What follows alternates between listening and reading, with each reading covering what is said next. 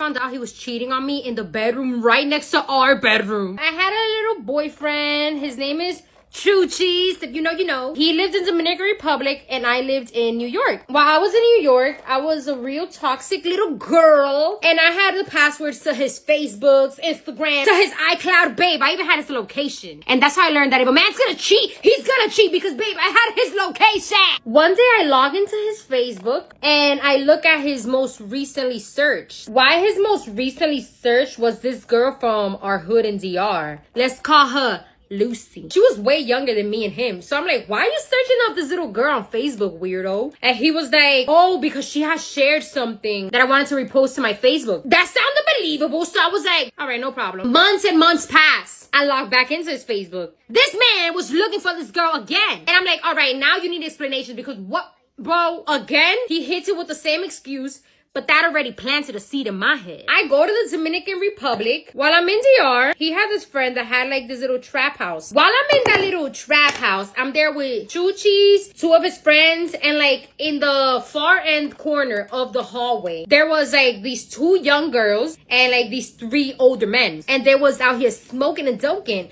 One of the girls there was Lucy. I tell Choo-Cheese like, oh my God, look, that's that girl that always be DMing me. Because something about Lucy, she was always DMing me, talking about I admire you so much. And she would send me these long ass essays. Mind you, I've never spoken to this girl in my life. But she would just go off the things I'll post like, on Instagram. If a girl that you don't really talk to is out here sending you essays, telling you that I admire you, I want to be you, blah, blah. Yeah, they want to be you so bad that they want your man. Choo-Cheese then tells me, oh nah, that girl's a weirdo. Like, don't even become her friend because she, her mom, her sister, they're known as the town. Like, couple weeks pass and it's New Year's. For New Year's, there was like a family party in my family's house. And my family's house, it was 3 floors. For some reason, I got mad at Choo-Cheese and decided to go to the 2nd floor. From the 2nd floor, you can see outside because it had like a big open balcony. So while I'm there alone on the 2nd floor, I see that Lucy passes by. I don't think nothing of it until I see her looking up to the 3rd floor. I'm like, what could she be looking at in that 3rd floor? I look up to the 3rd floor and it's Choo-Cheese, thinking that I don't see him. He blew Lucy a kiss. I literally yelled. I was like, Choo-Cheese, I clocked that. I clocked it. He literally looked at me like, whoop.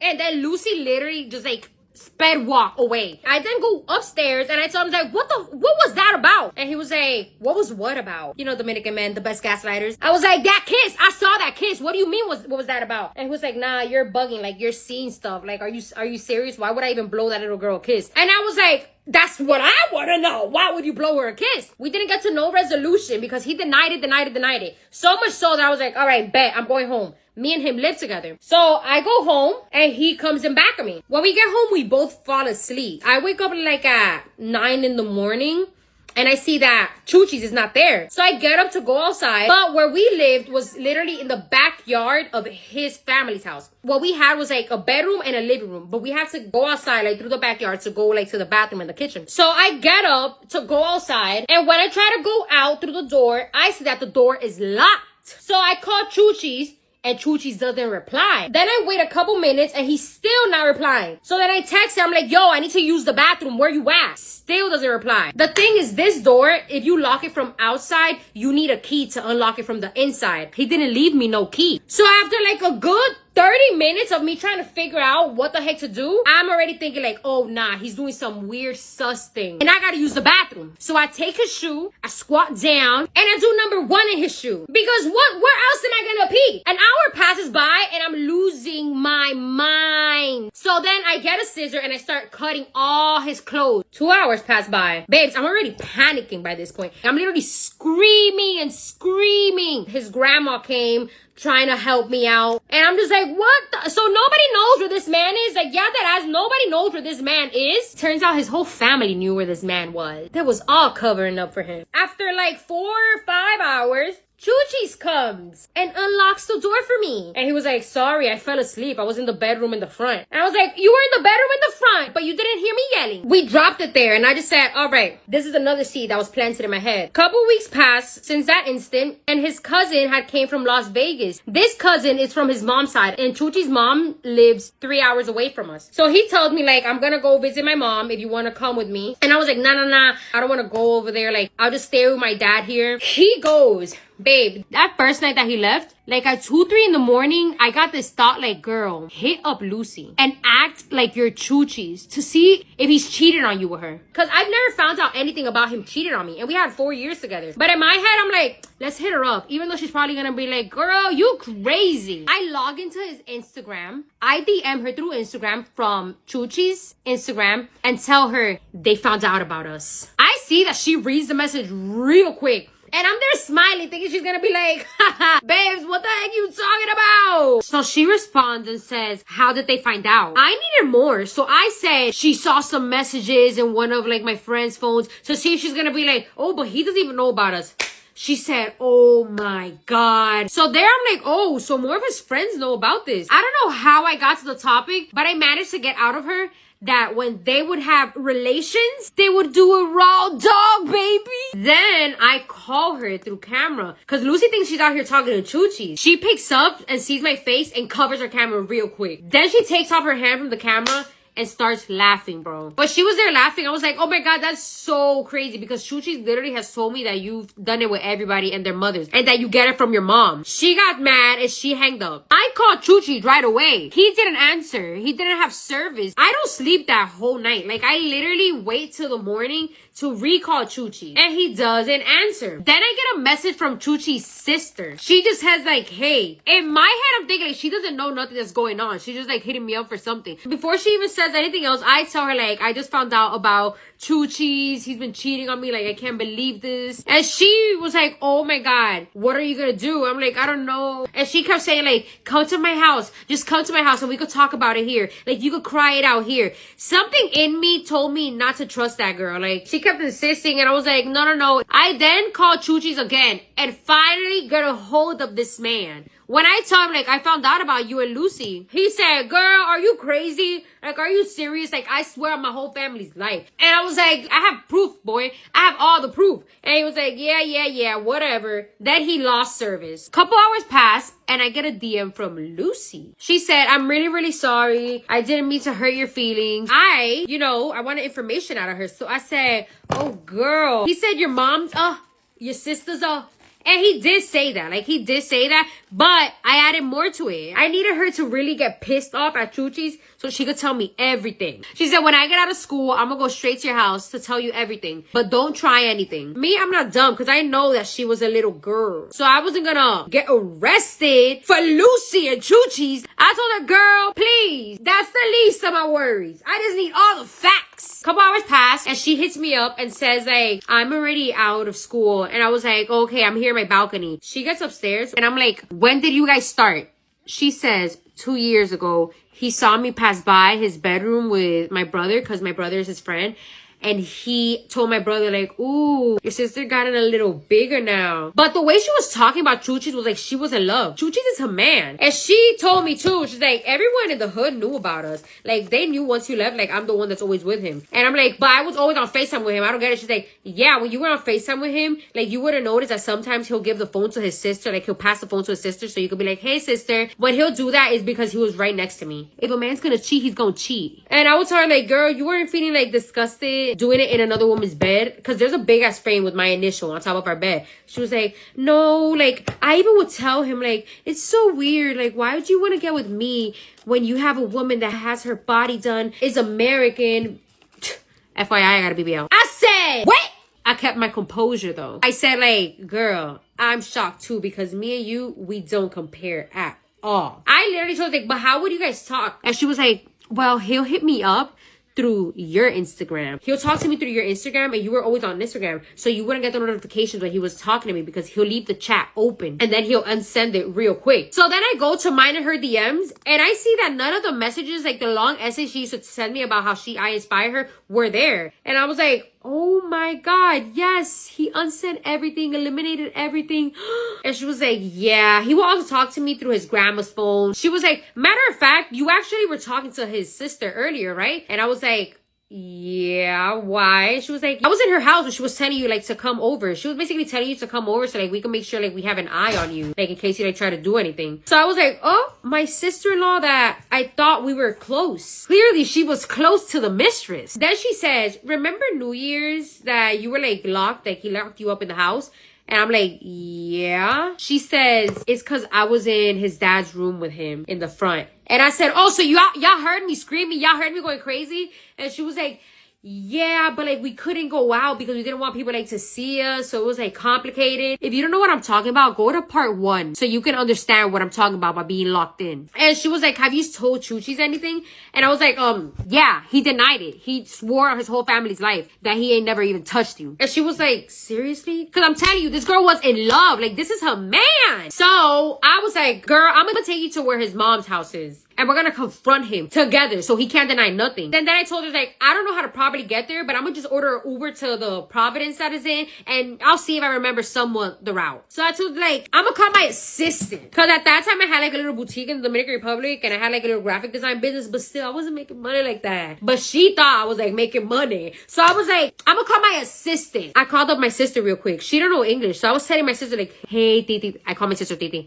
Can you please lend me the money so I can go to this place? Please, please, I need the money. I'm going to explain to you later. It's a life or death situation. And my sister was like, fine, I'll send you the money. And I ended the call like, okay, all right, send it to me through Western Union. And I hung up and I told Lucy, like, yeah, that was my assistant. So I'm in an Uber on my way to my then boyfriend with his mistress. Yeah, I'm in the car with his mistress. While we're there exchanging stories, I see that the Uber driver is like side-eyeing us. And then he turns and says like, I'm sorry, I don't mean to be intrusive, but who are y'all talking about? And I'm like, baby, we're talking about the mistress, which is this girl, and the wife, which is me. And he stopped the car. He was like, wait a minute. So everything you guys are talking about is things that actually happened to both of you guys? And I'm like, yeah, we're on our way to confront my man right now. That's why I ordered an Uber that far. And he was like, oh, this is getting good. But take my number down in case you ever need another Uber. And you know what? I like y'all vibe. I'm gonna take you back home for free. I'm not gonna charge you money because regardless, I have to go back to our location. So we get to Chuchi's mom's Providence. I get out of the Uber and the Uber waits for me outside. Chuchi's isn't there, but his mom is. She's like, what you doing here?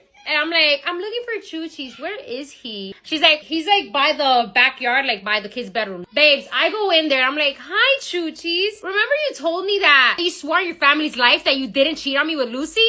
Well, look at this. Lucy right there came out and his face turned pale. Right there when I saw his face turn pale, I punched him to give him some color in that face. Because what you mean you swore on your families? Look at your girl. Look at your girl right here. So then I'm like, so you still gonna deny it? And he was just like, oh my God, I'm so sorry. And he's just looking at Lucy like this.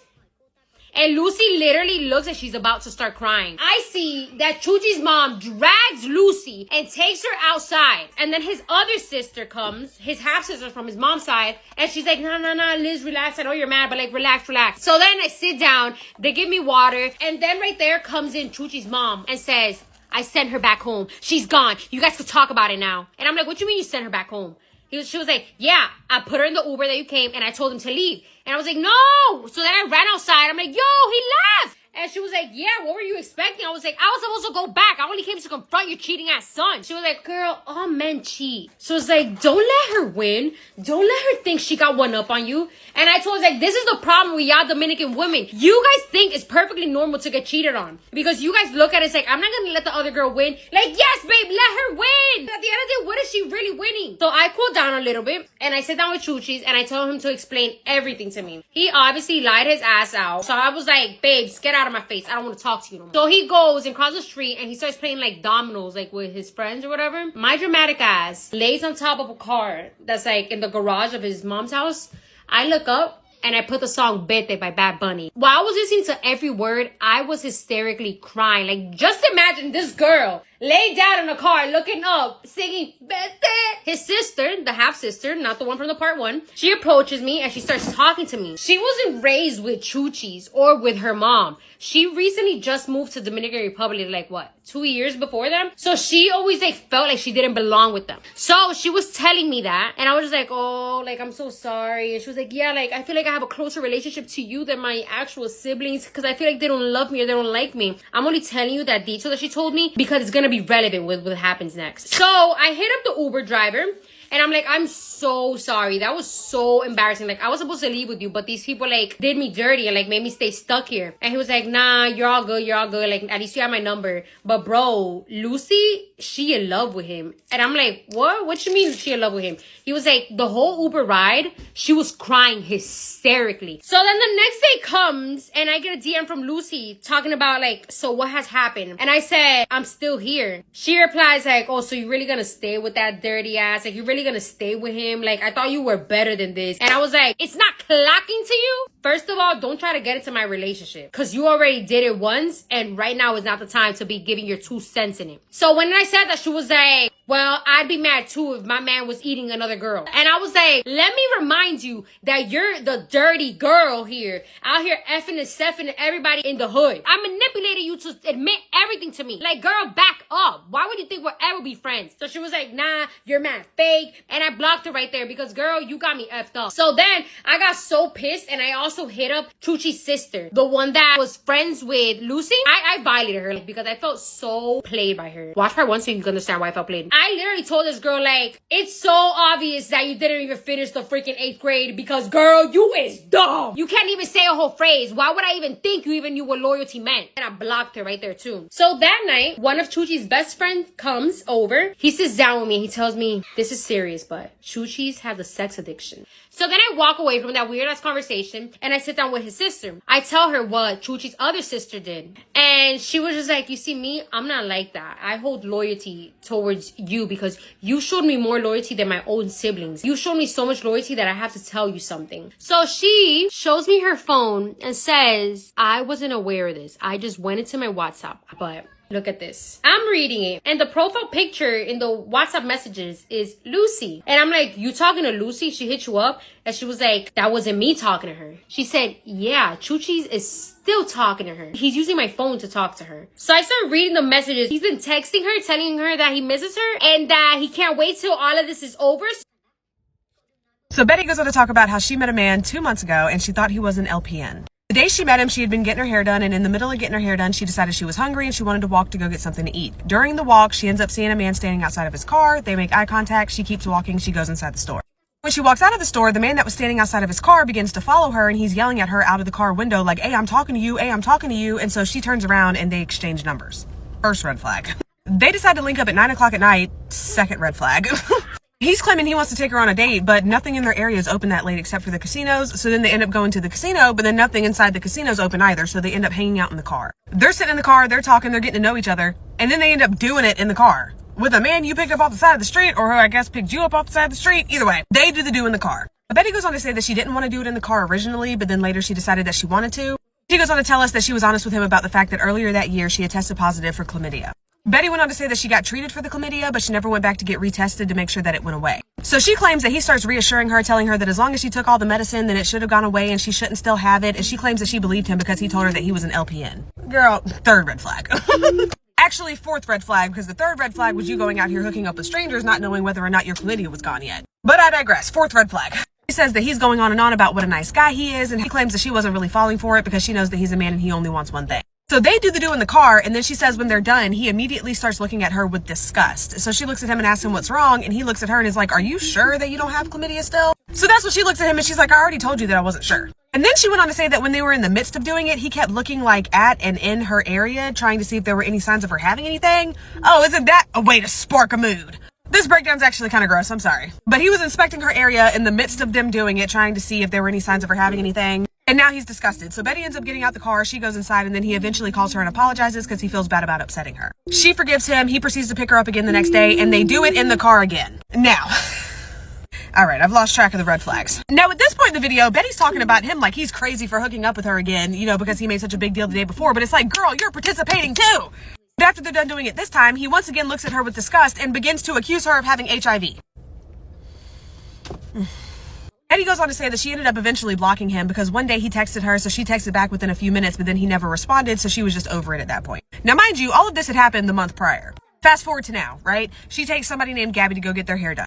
2 days later, Gabby decides that she doesn't want that hairstyle anymore, and so Betty went on to say that Gabby wanted to look Korean, so Betty attempted to give her bangs and straighten her hair, but it wasn't turning out the way that they wanted it to, so Betty just eventually decided to book Gabby another appointment at the salon. Day of the second appointment is the same day that she was filming that video that I showed y'all at the beginning. So bam, Betty and Gabby go to the salon to get their hair done. There's another woman there named Dream that Betty used to go to high school with, and they also used to work at Krispy Kreme together. You know, Betty and her chat a little bit during the appointment. They start talking even more during the end of the appointment. And then Betty goes on to start talking about how she got a psychic reading, and the psychic told her that she would own a home or buy a home before 30 or by her 30s, and that she would own her own business and so on and so forth. And that then prompted Dream to start talking about her boyfriend and how he told her that he really wanted to help her and invest in a business that she wanted to start and so on and so forth. And the girl Dream was talking about how her boyfriend was Haitian and how she loves Haitian men. And then Betty went on to agree that she also loves Haitian men. I think you know where this is headed. The girl Dream then tells Betty her boyfriend's first and last name, and Betty is like, oh my God, that's the same name of the dude that I've been hooking up with in the car for the last 2 days. Betty says, no way. The girl Dream's like, what are you talking about? And Betty asks to see a picture of what the boyfriend looks like. Dream shows Betty a picture of the boyfriend, and lo and behold, it is the same man. Now, Betty says that she was sitting there stuck not knowing what to say because the girl had just finished going on a rant about how amazing her man was and how he wasn't like other Haitian men and so on and so forth. So Betty, Gabby, Dream, even the girl that was doing the hair are all sitting there gagged, and then come to find out the dude is headed up to the salon. Betty and Gabby leave the salon. Betty gets in the car. She proceeds to make the TikTok video. She claims that she did ask the Dream girl if it was okay for her to make a TikTok video about the situation, and the Dream girl told her it was fine as long as she didn't share her real name, and so Dream is not the girl's real name. Betty went on to say at the end of her video, like, yeah, she's probably whooping that man as we speak. And then she proceeded to make a follow-up video saying that people were jumping to conclusions and she wanted to get up here and clear the air on a few things, and personally, I think she made it worse.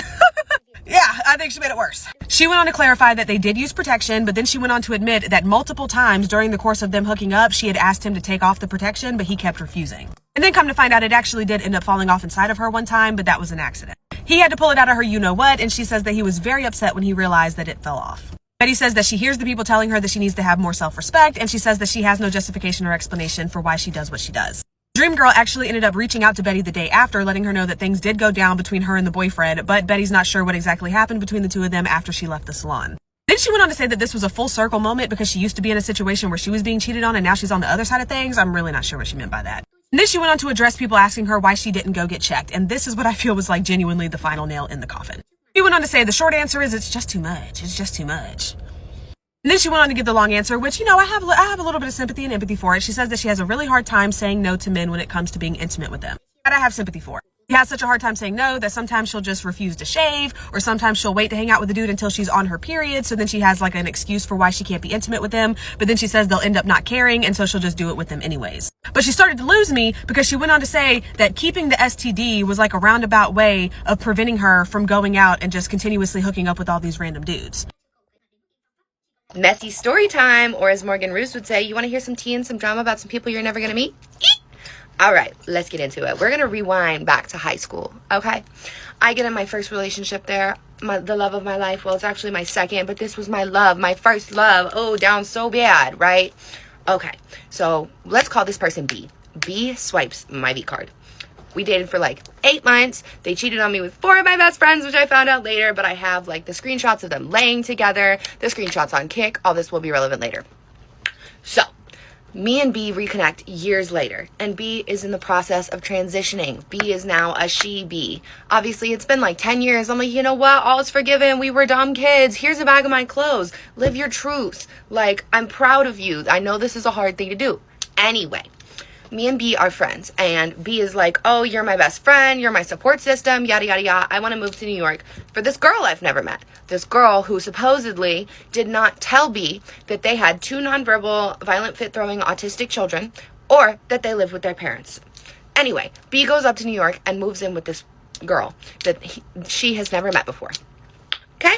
The entire time they're up there, it's about 7 months. They're texting me like, oh, I'm so miserable. I can't wait to come home. I miss my friends. I miss you. I miss my family. And they're asking me for money throughout this whole experience, this whole time, right? Talking about how miserable they are. Well, B makes a plan to come home. And she and I are talking about it. We're planning like what we're going to do on her first night back. We're going to this gay bar. I'm setting them up with my friend because they told me their relationship was already over. So tell me why. When B leaves to come back to North Carolina from New York, I get a text from this girl that B has been dating. And she was like, hey, this is B's fiance. I just want you to keep an eye on her, and I wanted to be able to like talk to you so we can touch base and da-da-da-da-da-da. Irrelevant. But I was like, fiance? And I immediately text B and I'm like, you're in a you're still dating this girl? You proposed to her? And you're lying. You're texting me, telling me that you need to break up with her for your sanity, like all this, that, and the fucking third, while planning to hook up with my friend while you're in a relationship. Shiesty shit, right? Moving on. So B is on their way down here. I'm talking to this girl that B has been dating for 7 months, okay? So she is telling me all of the things that B has promised, that B's going to come back up there, that she's going to come back and save her from the situation that she's in with her parents, all this other stuff. Well, in the middle of this, I blank on B because I'm like, you're still treating women how you treated them in high school. Like, I thought your transition would change you or like help you grow as a person, but you're still on the same fucking bullshit. So I end up getting on FaceTime with this girl that they've been dating, and we are just unraveling all the tea. B had been telling horrible shit talking lies about me. And remember, I have all the screenshots of what happened in high school. I still have the proof. So they lied about how our relationship ended. They lied about cheating on me. They lied about all this stuff. They said I was the cheater. So I'm showing screenshots. I'm spilling tea. I'm coming with receipts. Tell me why. B like immediately backpedals and is trying to say that I'm the one that's lying when again I'm coming with receipts, which is absolutely insane. I come to find out from talking to this girl that she is an amazing person. She is the sweetest thing ever. Like, she's great. And B had let them tattoo each other's names on their wrists the day before they left. The day before B was planning to break up with them. B let them tattoo B's name on them. Like, so B and this girl break up, and B is now crying to me about how, oh, you're my best friend. I'm so sorry I hurt you. I'm so sorry I said all those awful things about you. Like, I was ran through. I'm a whore. My mom kicked me out. All this shit. My mom and I have a great relationship. She's not the best person in the world, but shit, neither am I. I am not fucking ran through, and my mom's the one that bought me this house. She surely is shit. Did not fucking kick me out. Anyway, I'm like unraveling all the lies with this random girl that I have never met or never spoken to before this day on FaceTime. And we're like going back and forth. We're calling B out on all their bullshit. They're backpedaling hard as fuck. They're trying to salvage their relationship with me. Well, obviously at the end of all this, I was like, there's no fucking way that I'm going to have somebody who talks that mad shit that's not even fucking true. Like, if you're going to talk shit about me, at least let it be the truth, babes. Because there's plenty you could say, but it sure as shit ain't that. So I end up blocking B. And the girl's like, I'm so glad I can have friends like you. I'm so glad we can do this. Da da da da. Tell me why I tried to text her 2 days later. My little text bubble, the little send button, my text bubble's green. She blocked me too. So now I wonder, did she fall back into B's trap? She follows me on here still. What's good, girl? Am I wrong for embarrassing my husband for saying I baby trapped him? To put it bluntly, me and my husband had a surprise baby while we were young. I was on long-term birth control at the time, implanted my arm, and had to have it removed after he found out I was pregnant. Last week, we were out for dinner with friends, and he was making jokes and slipped in about how he thinks I baby trapped him. No reason for it. Nothing to back up this crazy accusation. Never mentioned it before, but I guess drunk words are sober thoughts. Our friends obviously looked a bit shocked and uncomfortable, especially when they saw my face. I asked my husband what the heck he was on about, and he was saying how it was weird that we've been sleeping together for 4 years and then I randomly got pregnant. I responded by asking him a flurry of questions like, oh, did I baby trap you for money? He and his family were broke. Mine is well off. And did I baby trap you for your house? We lived in one of my parents' properties at the time. Did I baby trap you for your cars? He didn't have a license at that point. He didn't respond, and then our friends changed the subject. He's been giving me basically the silent treatment ever since. Only one word answers and only when I speak to him. By the way, since having our first, we've been married for 3 years, bought a house with my deposit, and had 2 more children. This completely caught me by surprise, but he really seems quite upset by this. I know it was cruel to embarrass him, but a common phrase in my area is, don't dish it out if you can't take it. So, am I the asshole? She has a quick edit. We are 25, have been together for 10 years and married for 3. We had our first when we were 19. Our relationship has been happy and healthy. I absolutely adore our family of 5. Plus 2 fur babies. And we have supported each other through major life events over the past decade. The friends we are with are relatively new ones and are obviously not going to know about our first child's surprise conception. I am 100% sure my husband doesn't genuinely think I baby trapped him. I think it was just a very poor joke where I was the punchline and I opened my mouth before I had time to think. I have apologized for embarrassing him with my response, and he has of course apologized for his inappropriate joke and has clarified to our friends. Thank you for your opinions, tips, and advice. It helped give some clarity and outside insight before having a proper discussion with him about the incident.